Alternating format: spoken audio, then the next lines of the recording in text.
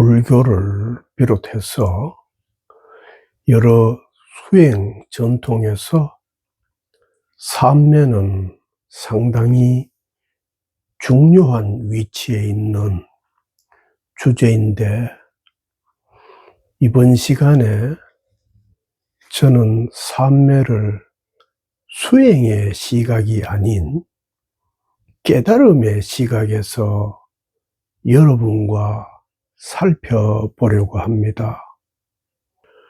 삼매에 이르는 수단으로 수행 전통에서는 집중을 많이 가르치고, 붓다께서도 들숨과 날숨에 집중해서 호흡을 관찰하는 수행을 가르쳤습니다. 집중은 모양을 따라 쏘다니는 마음을 붙잡아서 흙탕물을 가라앉히듯이 가라앉혀서 삼매로 들어가는 문을 여는 열쇠로 쓰입니다. 좌선에서 앉는 것도 몸의 동작을 멈추는 데 목적이 있는 것이 아니라 마음을 멈추게 하려는 자세라고 할 수 있습니다. 그런데 시중에는 삼매에 대한 오해가 널리 퍼져 있는 것 같습니다. 흔히 삼매를 어떤 상태에 들어가서 세상과 몸을 완전히 잊어버리는 경지라고 여기는데, 이런 오해가 널리 퍼진 주된 이유가 인도 요기들이 오랜 수련을 통해 얻은 신체적인 여러 가지 신기한 현상들에 대한 보고 때문에 발생한 것 같습니다.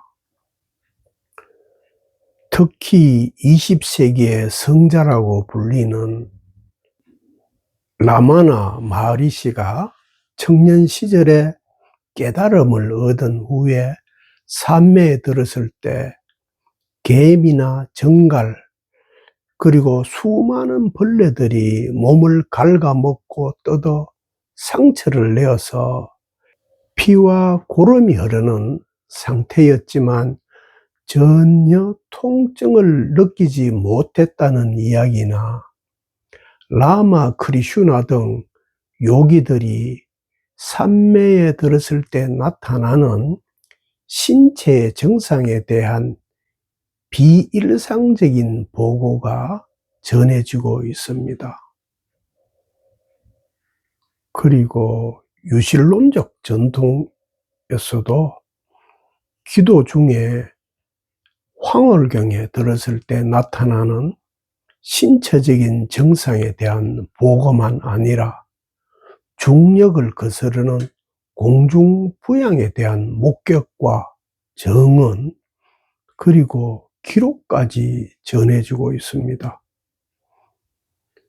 그 중에 가장 널리 알려져 있고 검증된 사례가 천주교에서 성녀라고 부르며 교회 박사라는 칭호까지 받은 스페인의 아벨라의 테레사입니다. 아벨라의 테레사가 기도 중에 황홀경에 들어가면 육체의 모든 감각이 완전히 정지가 되어서 주변에서 몸을 거칠게 흔들거나 살을 꼬집거나 촛불을 피부 가까이 가져가도 전혀 반응을 하지 않았습니다. 이런 상태일 때 신체적으로는 호흡이 거의 멈춘 것처럼 보이고 맥박도 매우 약해지고 때로는 몸이 뻣뻣하게 굳어 죽은 사람처럼 보이기도 했습니다.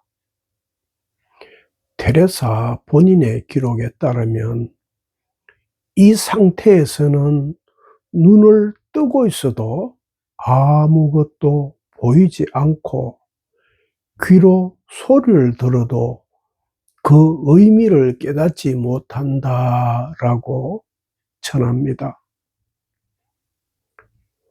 또 한 명의 유명한 사례가 수녀는 아니었고 평신도였던 시에나의 성녀 카타리나입니다.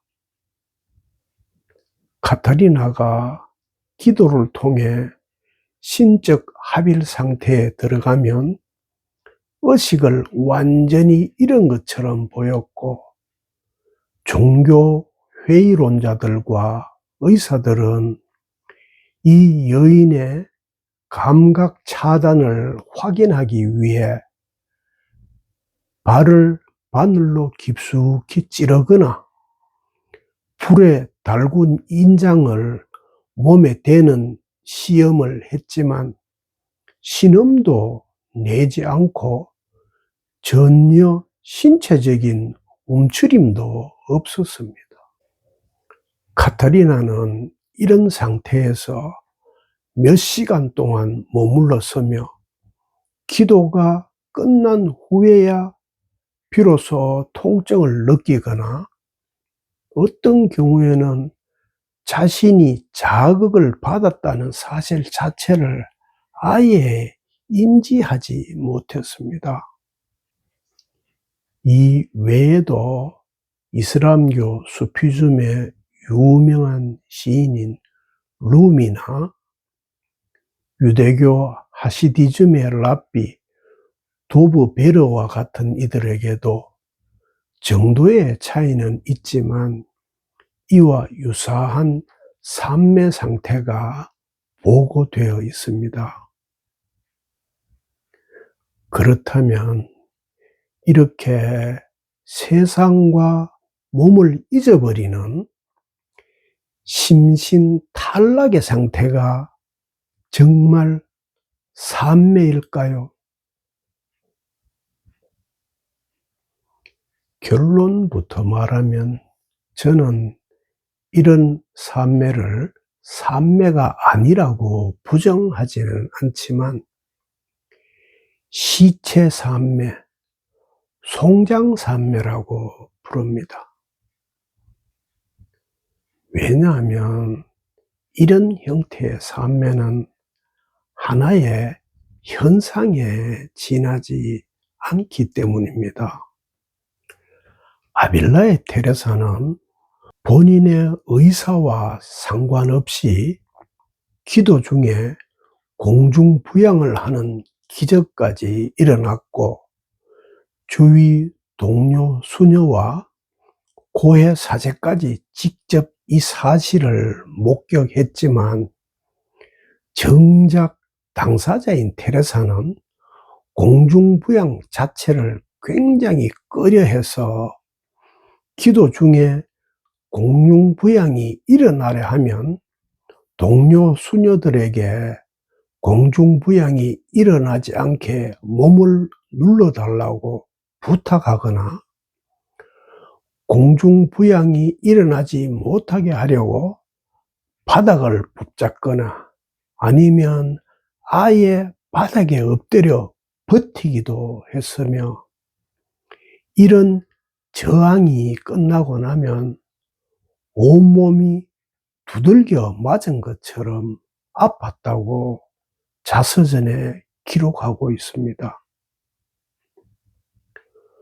뿐만 아니라 테레사는 자신의 공중부양에 대해 자신이 주님이라고 부르는 예수께 공중부양이 일어나지 않게 해달라고 간청까지 해서 나중에 공중부양이 더 이상 일어나지 않게 되었다고 고백하고 있습니다. 그리고 테레사는 자신이 놀라운 관상가였지만 황홀경에 들어가는 산매나 공중부양이 아니라 실제로 당사자가 생활 속에서 어떤 열매를 맺는지가 중요하다고 가르쳤으며, 테레사는 관상 외에 다른 일에 무관심했던 것이 아니라 당시 세속화되어 있던 자신이 속했던 수도원 전체를 개혁한 엄청난 활동가이기도 했습니다. 라마나 마하리시도 젊은 시절에 직접 산매를 경험했지만 원숙한 경지에 이르러서는 일상이 산매인 본연 무상 산매를 가장 최상의 산매라고 가르쳤습니다. 일반적으로 불교 수행 전통에서는 붓다의 호흡에 집중하는 관찰을 산매로 들어가는 수행으로 많이 가르치지만, 저는 이 가르침보다는 자비명상이 붓다께서 가르친 산매로 가는 가장 최상의 가르침이라고 봅니다. 왜냐하면 올바르고 완전한 산매는 무차별지이기 때문입니다. 올바른 산매는 들어갔다 나오지 않을 수 없는 황홀경 같은 의식 상태에 들어가거나 아무 감각도 느끼지 못하는 시체같이 되는 것이 아닙니다. 들어갔다 나와야 되는 황홀경이나 감각 차단은 변하지 않을 수 없는 현상에 불과합니다. 붓다께서 가르친 자비명상이 후대의 종교적인 진술로 굳어지기 전에 초기 진술을 일부 불교학자들은 모든 존재에게 적이 없이 머물라라는 의미일 것이라고 봅니다. 이 진술이 가지는 독특한 힘은 집중은 의식을 한 점으로 모으는 축소지향의 수행이지만, 자해명상은 오히려 의식을 전체로 확장한다는 데 있습니다.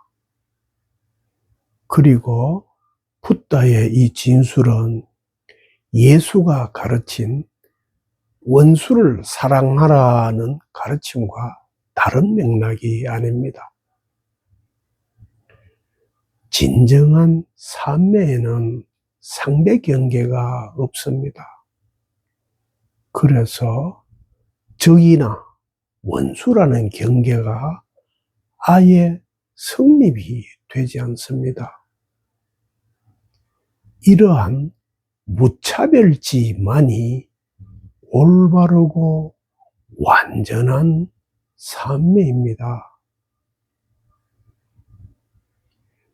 시체 산매가 아닌 살아있는 산매는 신기한 체험이나 감각이 차단되는 그런 일이 아닙니다. 여러분이 깊은 잠에 들어도 소리를 듣지 못하고 보지 못하는 산매를 이미 체험하지 않습니까? 그런데 시체나 다름없는 그런 경지를 터득하려고 수행하는 어리석음에 빠져서야 되겠습니까? 삼매라는 것이 따로 있다면 그런 삼매는 진짜 삼매가 아닌 가짜 삼매입니다. 올바르고 완전한 깨달음이 없듯이 올바르고 완전한 삼매는 삼매라는 것이 따로 있지 않습니다.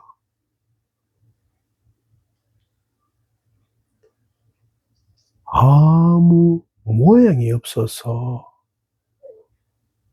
아무 차별이 없는 바로 이 일이 올바르고 완전한 삼매입니다.